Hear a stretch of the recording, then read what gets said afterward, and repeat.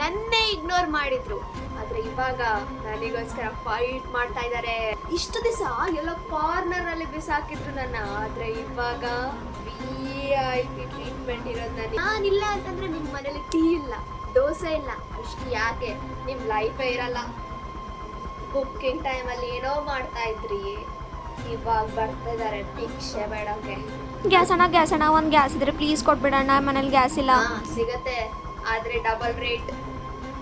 ಹಾಗೆ 2 days wait ಮಾಡ್ಬೇಕು, ಲೈನಲ್ಲಿ ನಿಂದಿರ್ಬೇಕು. ಏಯ್ ಮುಟ್ಬೇಡ ನನ್ನ ಬೆಲೆ ಏನಂತ ಗೊತ್ತಾ? ಬೌಂಡ್ರೀಸ್ ಮೇಂಟೈನ್ ಮಾಡೋ, ಹತ್ರ ಬರ್ಬೇಡ. ನನ್ನ ವ್ಯಾಲ್ಯೂ ನಿಮಗೆ ಗ್ಯಾಸ್ ಹೋದ್ಮೇಲೆ ಗೊತ್ತಾಗೋದು.